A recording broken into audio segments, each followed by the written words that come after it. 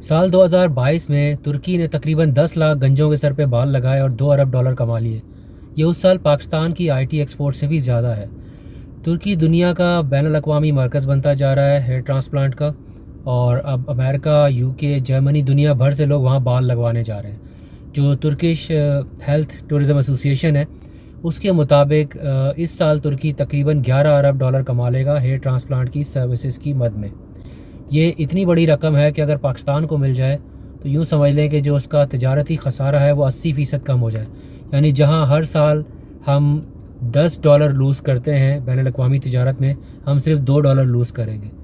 और इसका बराह रास्त असर जो है वो पाकिस्तानी रुपए पे होगा, जिस पे दबाव कम हो जाएगा, और ऐसा होने से जो है वो महंगाई की शरह में कमी आ सकती है, कम से कम ठहराव आ सकता है, और पाकिस्तान को फ़ॉरेन एक्सचेंज रिजर्व बिल्ड करने का मौका भी मिल सकता है। लेकिन ये पैसे पाकिस्तान नहीं आ रहे बल्कि तुर्की जा रहे हैं। तो तुर्की ने आखिर ऐसा क्या किया कि दुनिया भर से ये मार्केट छीन ली, और ये ग्रोइंग इंडस्ट्री बन चुकी है और तुर्की ने इसको बहुत अच्छी तरह से कैप्चर कर लिया है। तो अगर हेयर ट्रांसप्लांट मार्केट की इकनॉमिक्स को देखा जाए तो पता ये चलता है कि जो वेस्टर्न कंट्रीज़ हैं, खुसूसन यूके या अमेरिका, उसके मुकाबले में तुर्की तकरीबन 50% सस्ता है। ज़ाहिर है लेबर कॉस्ट सस्ती है और इसमें काफ़ी लेबर इन्वॉल्व होती है। ओवरऑल जो कॉस्ट ऑफ लिविंग है वो सस्ती है, जिसकी वजह से वो सस्ती सर्विसेज प्रोवाइड कर सकते हैं। ये एक बड़ा रीज़न है।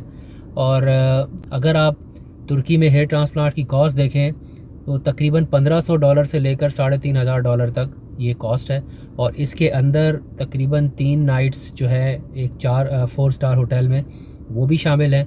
लॉजिस्टिक्स शामिल है, यानी एयरपोर्ट से होटल, होटल से क्लिनिक, और फिर वापस होटल और एयरपोर्ट, ये सारा ट्रांसपोर्ट शामिल है। ऑपरेशन की कॉस्ट शामिल है, डॉक्टर की फ़ीस शामिल है, थोड़ी सी पोस्ट ऑप केयर भी है। ये पूरा पैकेज आपको 1500 से $3500 में पड़ रहा है।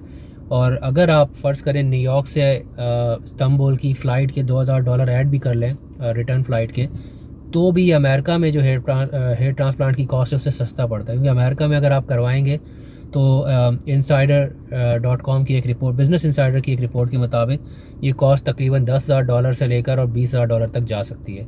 तो इतना दूर ट्रैवल करके आने के बावजूद भी आपको तुर्की सस्ता पड़ता है। अब यहाँ एक सवाल पैदा होता है कि अगर तुर्की अमेरिका और यूके से सस्ता है तो पाकिस्तान तुर्की से भी सस्ता है। तो इस एतबार से तो ये जो इंटरनेशनल हेल्थ टूरिज़म तुर्की में जा रहा है, इसको पाकिस्तान आना चाहिए था, या एटलीस्ट इसका कुछ हिस्सा तो पाकिस्तान में आना चाहिए था। और अगर आप पाकिस्तान के जो हेयर ट्रांसप्लांट है उसकी कॉस्ट को ही देख लें, उस एतबार से ही पाकिस्तान चीपर है। पाकिस्तान में हेयर ट्रांसप्लांट की जो कॉस्ट है तकरीबन $500 से लेकर $1500 तक है। $1500 से तुर्की शुरू होता है और हमारी हाई रेंज में $1500 आ रहा है। तो अगर हम मीन भी ले लें कि $1000 में आपको एक सही अच्छे क्लिनिक से हेयर ट्रांसप्लांट मिल सकता है, तो $500 का मार्जिन मज़ीद आपके पास है, और डॉक्टर्स तो आपके अच्छे हैं ही। तो फिर क्यों नहीं आ रहा पाकिस्तान के पास? अब डेटा तो मुझे कोई नहीं मिला पाकिस्तान के हेल्थ टूरिज़म का। अगर किसी को पता है कि ये डेटा कहाँ रिकॉर्ड होता है, या कमेंट में मुझे बता दे, कोई लिंक शेयर कर दे। बट एक इंटरनेशनल मेडिकल ट्रैवल जर्नल का मैं डेटा देख रहा था, 2019 का डेटा है, थोड़ा पुराना। उसके मुताबिक पाकिस्तान कुछ 2400 हेयर ट्रांसप्लांट करता है साल में, और ये 2019 का डेटा है। हो सकता है बढ़ गया हो, 2500 से 3000 हो गया होगा, 3500 हो गया होगा। लेकिन तुर्की को $2 अरब कमाने के लिए 10 लाख हेयर ट्रांसप्लांट करने पड़े, और पाकिस्तान अगर उससे सस्ते करेगा तो पाकिस्तान को कितने हेयर ट्रांसप्लांट करने पड़ेंगे, यानी 10 लाख से भी ज़्यादा, तब कहीं जाके ये $2 अरब को टच करेगा। मगर ऐसा नज़र नहीं आ रहा कि पाकिस्तान को ये मार्केट मिल रही हो। तो फिर मिसिंग क्या है? तुर्की सस्ता है यूके अमेरिका के मुकाबले में, लेकिन पाकिस्तान तुर्की से भी सस्ता है। उनके डॉक्टर्स अच्छे हैं, हमारे भी डॉक्टर्स अच्छे हैं। तो मज़ीद रिसर्च करने पता चलता है कि जो मिसिंग लिंक है वो है हुकूमत की सपोर्ट।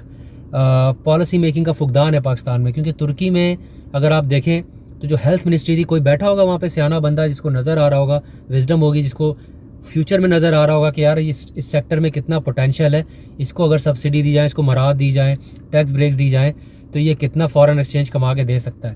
तो उन्होंने जो है टैक्स ब्रेक्स दिए, सब्सिडीज़ दी, और उसके रिजल्ट्स आ रहे हैं। 2019 से अब तक 50% इजाफा हुआ है तुर्की के हेल्थ टूरिज़म में।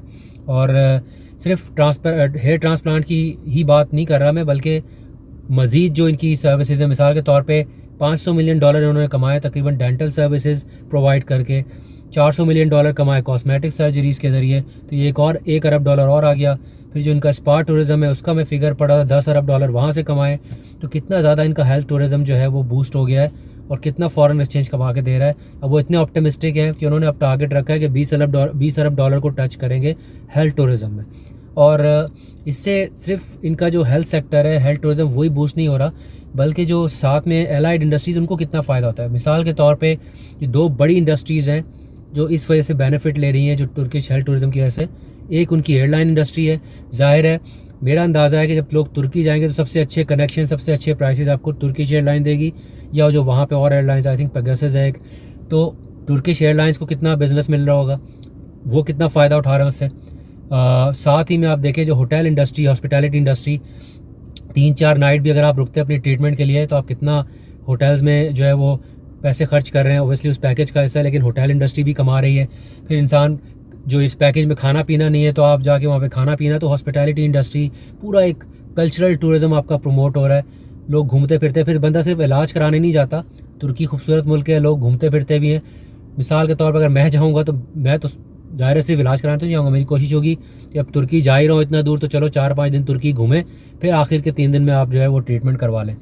तो ये पूरा का पूरा इंडस्ट्री को उन्होंने उठा दिया सिर्फ एक सेक्टर को सपोर्ट करके जिसमें पोटेंशियल था। अब थोड़ी देर के लिए फ़र्ज़ करें कि हमने थोड़ी सी अकल लगाई होती और हमने अपने हेल्थ सेक्टर को उठा दिया होता, इस तरह से सपोर्ट कर दिया होता, पॉलिसीज़ बना ली होती और इस टूरिज़म को हमने अट्रैक्ट किया होता, पाकिस्तान को कितना बूस्ट मिलता, हमारे फॉरेन एक्सचेंज को कितना बूस्ट मिलता, हमारी करेंसी को कितनी सपोर्ट मिलती, फॉरेन एक्सचेंज रिज़र्व बिल्ड करने का मौका मिलता आपको, आपका टूरिज़म कितना प्रमोट हो जाता। जैसे मैंने बताया कि ज़ाहिर है सिर्फ लोग इलाज कराने आते तो ज़ाहिर है आपका जो टूरिज़म सेक्टर है, हॉस्पिटैलिटी इंडस्ट्री, होटलों में रुकते, खाने खाते पाकिस्तानी, ओवरऑल कितना हॉस्पिटैलिटी सेक्टर आपका इंप्रूव होता। फिर PIA आपकी जो नेशनल एयरलाइन है जिसको अब आप बेचने जा रहे हैं, प्राइवेटाइज़ करने जा रहे हैं, तो शायद वो बच जाती, क्योंकि ज़ाहिर है पाकिस्तान आने के लिए लोग ज़्यादातर PIA का इस्तेमाल करते, दुनिया भर से लोग आते PIA में ट्रैवल करके, तो कितना उस एयरलाइन इंडस्ट्री को सपोर्ट मिल जाती। और सबसे बड़ा जो फ़ायदा होता है वो होता है जॉब क्रिएशन। पाकिस्तान में हज़ारों बल्कि शायद लाखों की तादाद में लोग बेरोज़गार बैठे हुए, नौजवान बेरोज़गार बैठे हुए हैं। तो सिर्फ हेल्थ सेक्टर के अंदर जॉब्स क्रिएट नहीं होती, बल्कि बाकी सेक्टर्स में जो उससे एलाइड सेक्टर्स हैं उसमें भी जॉब्स क्रिएट होती, तो कितने लोगों को सपोर्ट मिल जाती है रोज़गार की मद में। अभी भी देर नहीं है, पाकिस्तान सोच सकता है इस बारे में, अभी भी देख सकते हैं किस सेक्टर में हमारे पोटेंशियल है जो आपको फॉरेन एक्सचेंज रिजर्व्स कमा के दे सकते हैं, डॉलर्स कमा के दे सकते हैं, चाहे वो गुड्स की एक्सपोर्ट्स हों या सर्विसेज की एक्सपोर्ट्स हों। सही डायरेक्शन में जो है वो अपनी रिसोर्सेज को एलोकेट करें, मसलन टैक्स ब्रेक्स देनी है या सब्सिडीज़ देनी है तो उन सेक्टर्स को दी जाए जिनमें पोटेंशियल हो। ये एक बहुत अच्छी केस स्टडी है हमारे सामने तुर्किश हेल्थ टूरिज़म की, जिससे सीख सकते हैं हम लोग। पाकिस्तान के अंदर भी मुझे लगता है कि बहुत पोटेंशियल है। चलें, आपसे जल्द दोबारा मुलाकात होगी, अपना ख्याल रखिएगा, अल्लाह हाफ़िज़।